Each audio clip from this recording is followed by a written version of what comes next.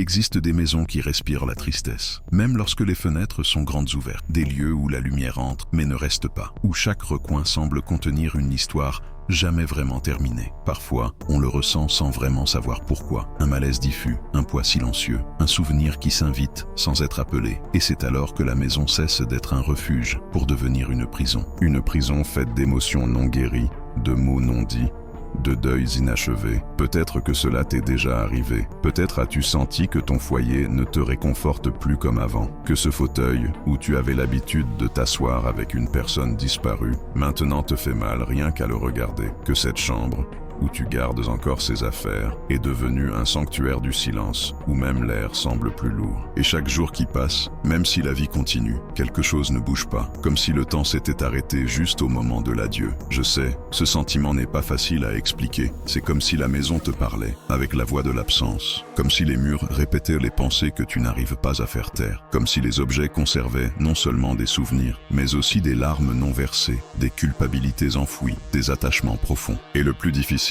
c'est que personne d'autre ne le voit. De l'extérieur, tout semble normal. Mais toi, tu sais, toi, tu ressens. Selon Allan Kardec, les esprits nous influencent constamment, même dans nos pensées les plus intimes. Dans la question 459 du livre des esprits, il confirme que cette influence est réelle, profonde, permanente. Et dans la question 474, il rappelle que souvent, ils agissent sans que nous en soyons conscients. As-tu déjà pensé à ce qui se passe quand cette pensée qui tourne en boucle dans ton esprit devient la vibration dominante de ta maison? Une maison n'est pas qu'un empilement de briques et de meubles, c'est un organisme spirituel, le reflet de ceux qui l'habitent, et bien plus encore. C'est une extension de nos émotions. Si quelqu'un vit dans la peur, la maison l'absorbe. S'il y a de la tristesse, elle la retient. Si le deuil n'a pas été traversé, elle le transforme en écho. Cet écho qui t'empêche de trouver le repos, qui se glisse dans tes rêves, qui se cache derrière tes soupirs. Ce n'est ni de la sorcellerie, ni une punition. C'est simplement de l'énergie, une vibration qui reste là parce qu'elle n'a pas été libérée. Et alors, la maison commence à faire mal. Oui, elle fait mal. Pas d'une douleur physique, mais d'une fatigue de l'âme. Il y a des lieux qui te font sentir plus lourde, plus lente, plus déconnecté, des espaces où tu n'arrives plus à prier, où tes pensées s'en mêlent, où ton âme semble ne plus trouver sa place. Ce n'est pas ta faute, c'est le résultat de tout ce que cette maison a conservé en silence pendant si longtemps. Imagine un instant une cage, non pas faite de barreaux, mais de souvenirs. Une cage construite avec des promesses non tenues, des lettres jamais lues, des photos qui ne réconfortent plus mais angoissent. Cette cage n'est pas à l'extérieur, elle est en toi, mais elle est aussi dans ta maison. Et chaque fois que tu passes par ce couloir, que tu ouvres ce tiroir, que tu regardes ce portrait, une partie de toi y retourne, s'y enferme à nouveau. Chico Xavier disait que le véritable détachement n'est pas d'oublier, mais d'aimer sans retenir. Mais comment aimer sans retenir quand tout dans ta maison crie son nom, sa voix, son parfum, quand le fauteuil porte encore sa forme, quand ses vêtements sont toujours accrochés, comme s'il pouvait revenir à tout moment, quand cette pièce reste intacte comme un autel érigé à l'absence. C'est là que commence le piège invisible, parce qu'au nom de l'amour, on cultive la douleur, parce qu'au nom du respect, on entretient la culpabilité, et parce qu'on croit que garder, c'est se souvenir, alors qu'en réalité, garder revient souvent à empêcher l'âme de s'envoler, la nôtre, comme celle de ceux qui sont partis. Il y a des objets qui ne sont pas juste des objets, ce sont des ancres, des objets que l'on conserve par peur d'oublier, mais qui, en réalité, nous font revivre ce que l'on n'a pas encore su guérir. Une robe, une montre, une lettre, des choses qui ont eu leur importance, bien sûr, mais qui ne sont plus des symboles d'amour. Elles deviennent les témoins d'un chagrin toujours vivant. Allan Kardec explique dans le livre des médiums que les souvenirs matériels peuvent servir de portes énergétiques s'ils sont chargés d'émotions. Et si cette émotion est faite de tristesse, de culpabilité ou de colère, alors cette porte s'ouvre sur la souffrance et non sur la paix. Et cela se ressent dans le corps, dans l'âme, dans l'atmosphère, car le foyer devient un miroir, et ce miroir ne fait pas que refléter, il amplifie tes pensées répétitives, il amplifie tes émotions stagnantes, il amplifie tout ce que tu n'as pas encore pu dire à haute voix. Et il arrive un moment où tu ne sais plus si la tristesse t'appartient, ou si elle appartient à ce lieu. La plupart des gens ne s'en rendent pas compte, ils pensent qu'ils sont fatigués à cause de la routine, que leur anxiété vient du travail, que leur insomnie est due au café, mais en réalité, c'est la maison, c'est l'énergie accumulée. C'est l'écho d'un chagrin qui n'a jamais été pleinement embrassé. Des esprits en affinité avec cet état émotionnel s'approchent, car ils y trouvent une vibration familière, non pas pour faire du mal, mais parce qu'ils sont eux aussi perdus, attachés, sans comprendre qu'ils n'ont plus leur place ici. Et alors, la maison commence à peser. Un poids qui ne vient pas des meubles, mais de l'air. Un poids qu'on ne voit pas, mais qu'on ressent dans la poitrine, dans les épaules, dans l'âme. Et on commence à éviter certaines pièces, certains recoins, certaines conversations, parce qu'intuitivement, on sait que quelque chose là-bas n'est pas en paix. Parfois, ce n'est qu'une pensée qui tourne en boucle. Une phrase comme « je n'en peux plus, je n'y arriverai jamais, si seulement j'avais fait autre chose ». Et cette pensée, répétée jour après jour, devient énergie. Une énergie qui imprègne les murs, qui s'installe dans le matelas, sur la chaise, dans les rideaux, et qui ensuite semble te parler à travers chaque détail. La neuroscience parle de boucle émotionnelle. Le spiritisme parle de vibration mentale. Les deux disent la même chose. Ce que tu penses constamment devient ta réalité émotionnelle. Et si cette réalité ne change pas, le foyer devient un champ de bataille invisible, où il n'y a pas de cris, mais beaucoup de souffrance, où il n'y a pas de blessures, mais des hémorragies de l'âme. Beaucoup pensent qu'un talisman, une image religieuse ou un peu d'encens suffisent. Mais ce n'est pas vrai. Pas si la tristesse est toujours là. Pas si la culpabilité s'accroche, pas si la prière est devenue mécanique. Emmanuel, dans ses enseignements transmis à travers Chico, disait que la protection spirituelle ne réside pas dans les objets, mais dans l'attitude. Et il avait raison, ce n'est pas ce que tu mets au mur, c'est ce que tu mets dans ton cœur. Les signes sont subtils, irritabilité constante, disputes répétées sans véritable raison, impression de stagnation, comme si rien n'avançait. Des pensées négatives qui ne semblent même pas t'appartenir. Une sorte de brouillard intérieur. Tout cela peut naître à l'intérieur même de ton foyer. Pas parce que tu es maudite, pas parce qu'il y a quelque chose de mauvais en toi, mais parce que l'énergie émotionnelle accumulée demande à être transformée. Surtout pour celles qui s'occupent de tout le monde. Les femmes qui tiennent la maison, qui cuisinent, qui écoutent, qui consolent, mais qui, bien souvent, s'oublient elles-mêmes. Elles vivent pour les autres et s'éteignent en silence. Et la maison, alors, devient le reflet de cet oubli, une prison émotionnelle, un lieu où tout est donné, sauf un peu d'amour pour soi. Ce n'est pas de ta faute. On ne nous apprend pas à lâcher prise avec amour. On nous apprend à garder, à résister, à faire semblant que tout va bien. Mais l'âme ne fait pas semblant. L'âme ressent. Et ta maison est la scène où ton âme se manifeste chaque jour. Et si tu ne transformes pas cette scène, tu continues à jouer le même rôle, celle qui supporte, celle qui se tait, celle qui ne sait pas comment demander de l'aide, mais tu n'as plus à le faire seul, parce que chaque fois que tu nommes ta douleur, une partie d'elle commence à se libérer, et chaque fois que tu te permets de pleurer, une partie de ton âme se soulage. Peut-être as-tu déjà ressenti que certains objets semblent te parler, pas avec des mots,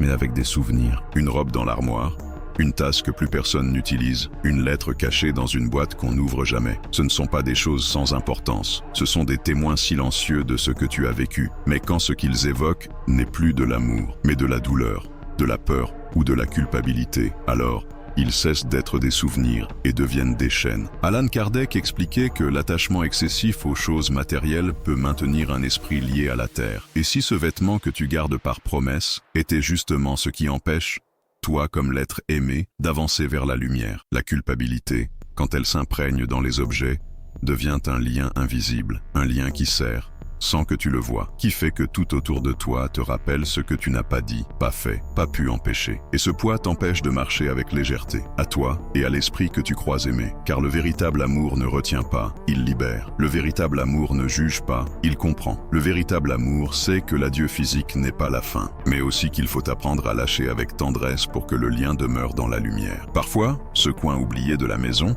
cette pièce où plus personne n'entre, ce tiroir qu'on n'ouvre jamais, contient plus que des objets.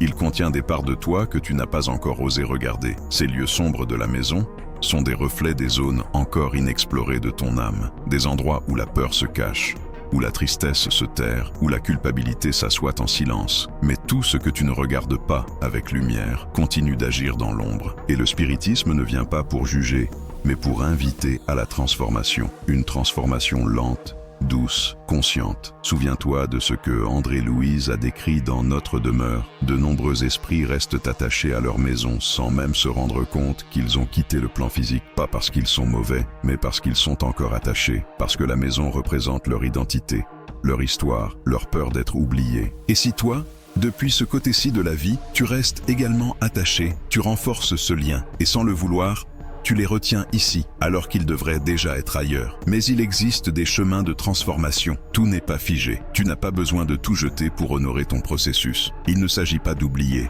mais de redonner du sens. Une lettre peut devenir prière, un vêtement peut être offert avec amour, une pièce peut être transformée en espace de lumière. Et surtout, le cœur peut être renouvelé. L'évangile au foyer est bien plus qu'un rituel. C'est un chant vibratoire, une manière simple, douce et constante de reconnecter ton foyer avec le monde spirituel supérieur. Tu n'as pas besoin de rituels compliqués, seulement d'une intention pure, d'une prière sincère, d'un moment de silence où ton âme et celle de tes chers défunts puissent se retrouver dans l'amour, pas dans la peine. Tu peux commencer par une purification de l'espace.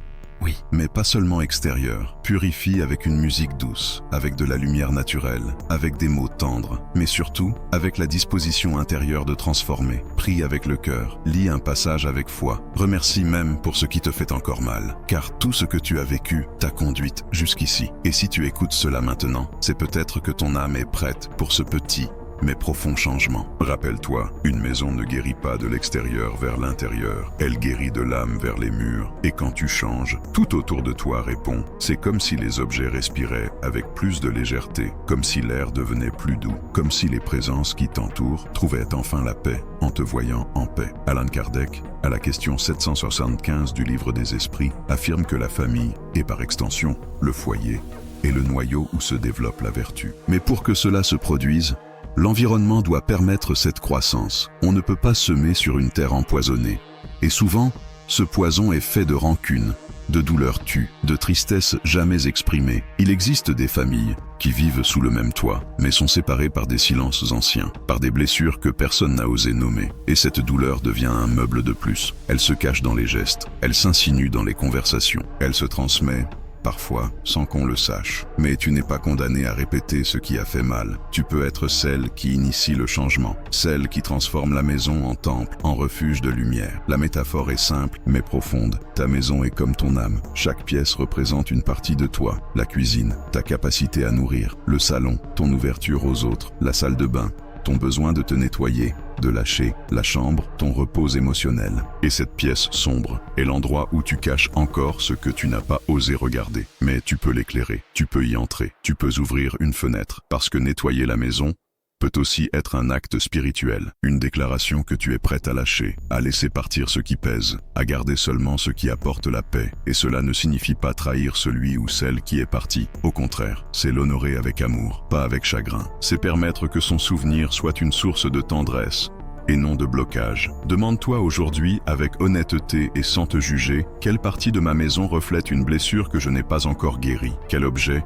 Quel recoin? Quel silence a besoin d'être regardé avec amour? Que puis-je faire, petit ou grand, pour transformer cet espace en un lieu qui respire la vie? Et si tu ne sais pas par où commencer, commence par une prière, une simple prière. Tu n'as pas besoin de belles phrases, seulement de vérité, seulement de cœur. Demande de la lumière, remercie, reconnais ta fatigue, et permets à cette prière d'ouvrir un chemin, car une prière peut changer l'atmosphère d'une maison lorsqu'elle naît de l'âme. Aujourd'hui, je t'invite à regarder ta maison comme un reflet, pas pour te blâmer, pas pour t'attrister, mais pour comprendre. Et à partir de cette compréhension, initier une transformation, pas à pas, objet après objet, pensée après pensée, car chaque geste d'amour déplace une montagne de douleur. La maison qui guérit commence à l'intérieur. Elle commence quand tu choisis d'aimer sans retenir, de pleurer sans t'arrêter, de lâcher prise sans oublier, d'honorer sans t'attacher, et de vivre, même si la nostalgie reste. Car avancer, ce n'est pas laisser derrière, c'est porter dans le cœur l'essentiel, et permettre au reste de trouver sa place dans l'histoire. Et maintenant, une dernière question. Une question qui ne cherche pas une réponse immédiate,